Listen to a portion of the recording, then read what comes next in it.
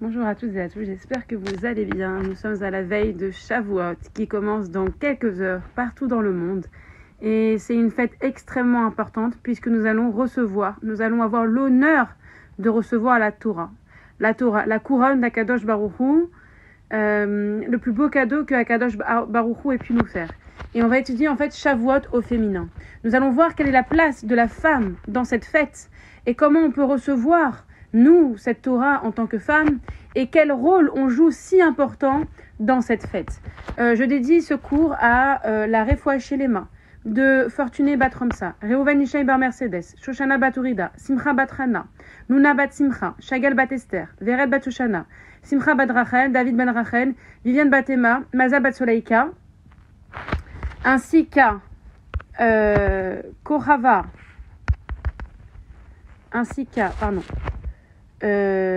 Korava Bat Benkia Chaya. Je dédie aussi ce cours à la mémoire de Rav Yosef Aloun Ben David, de Shlomo Alevi, de Chaya Janine Hana Bat Esther, Sacha David Raïn Barud Vavram, Shanilouk Barifka Venissim, Yvonne Mesaouda Bat Joséphine Flecha, Urida Bat Esther Alevi Lebet Dod Rachamin Dod Bar Mesaouda, Chana Bat Julie Taïb Lebet Akwen, Rav David Akwen Bar Hamsa, Israël Bar Urida Verachamim, Linda Esther Bat Kamuna, ainsi que tous ceux qui sont partis depuis le 7 octobre, nos Chayalim, et bien sûr le retour de tous nos frères et sœurs à la maison otages. Zivou pour Ayala Batia Adessa Bat Simcha, Vered Bat Shoshana, Adael Bat Sipura Rachel, Eleana Bat Nathalie, ainsi que tous mes amis et tous les célibataires de ce monde, que Shavuot puisse nous apporter, Bezrat Hashem, de très bons zivougim, et qu'on soit que dans les joies. Et je dédie aussi ce cours à toutes les futures mamans à venir, Bezrat Hashem, Amen, et qu'on ne soit que dans des joies. Alors, donc, on va voir quelle est l'importance de la femme et comment nous, en tant que femmes, on peut recevoir Shavuot. Shavuot, c'est la fête hyper attendue. On est tout en train de préparer des mets à base de lait, aussi de viande, des préparations culinaires généreuses, lactées, pleines de douceur, de créativité, des gâteaux fromage, des gâteaux yaourt, des tourtes, des cakes, des quiches, des gratins. Voilà. Pour certains, pour la viande, ça sera l'abkeila. Pour d'autres, ça sera du veau. Pour d'autres, ça sera des tagines. Enfin bref, Shavuot, on s'active et bizarrement, on produit beaucoup. Si vous remarquez bien, Shavuot, on se dit « Ah, je sais pas ce que je vais faire un plateau de fromage ». Et au fur et à mesure, on a cette force, en fait, de faire plus que ce qu'on avait prévu à chaque fois. Mais pour nous, comment vivre pleinement cette fête? Comment la ressentir dans notre quotidien? Comment la vivre dans notre intériorité? Et quel est notre rôle si unique? Il faut savoir que la table de Shavuot est pleine de sens.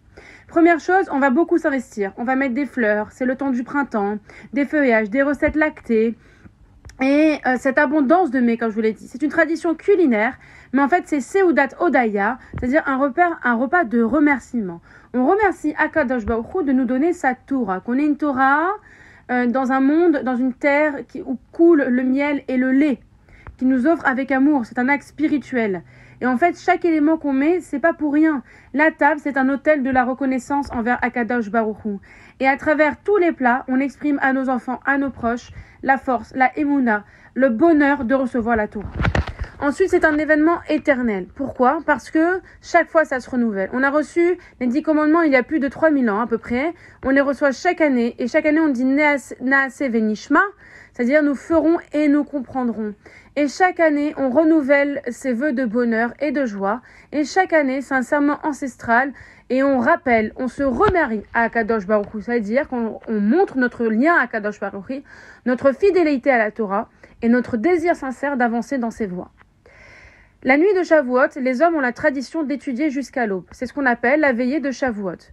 Mais aussi, c'est une veillée...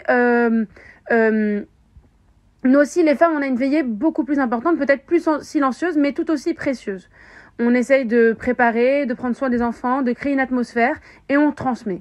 Pendant tout ce Shavuot, on va transmettre à nos enfants, on va tenir aussi des paroles de Torah, et transmettre cette joie, c'est transmettre en fait notre force en tant que peuple élu, en tant que Bar et Bat Israël.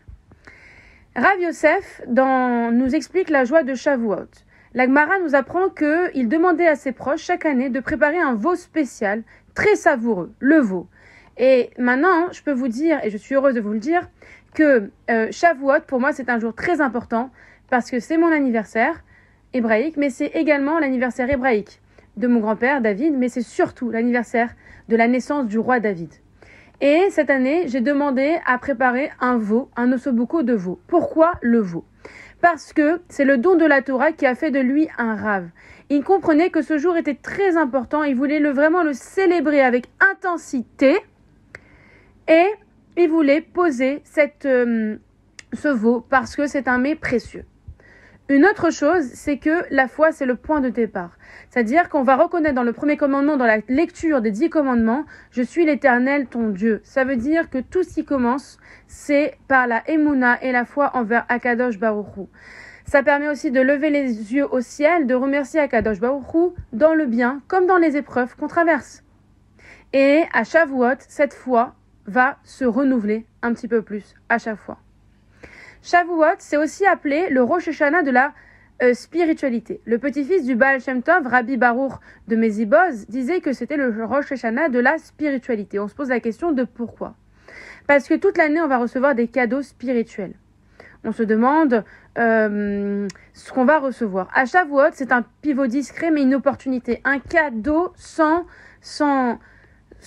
avec une valeur, on va dire, inestimable. Le don de la Torah. Enfin, nos maisons, pendant Shavuot, sont décorées de fleurs. Et comme le mont Sinaï, il était à ce moment-là. C'est-à-dire qu'on va décorer nos tables, on va faire attention. On va faire attention que nos espaces deviennent des lieux où la Torah rayonne. On va faire attention au respect, à la pudeur, à la joie.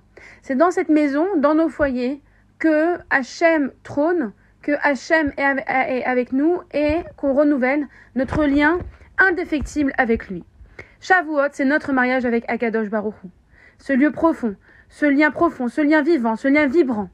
Alors que cette année, ce Shavuot soit celui des miracles, celui du renforcement de chacun envers Akadosh Baruch Hu, et qu'on puisse faire un lien spécial dans notre cœur, dans notre âme, dans notre foyer, à la Torah, à Akadosh Baruch Hu et à chacun de nous-mêmes, et qu'on puisse voir revenir nos frères et sœurs très vite à la maison.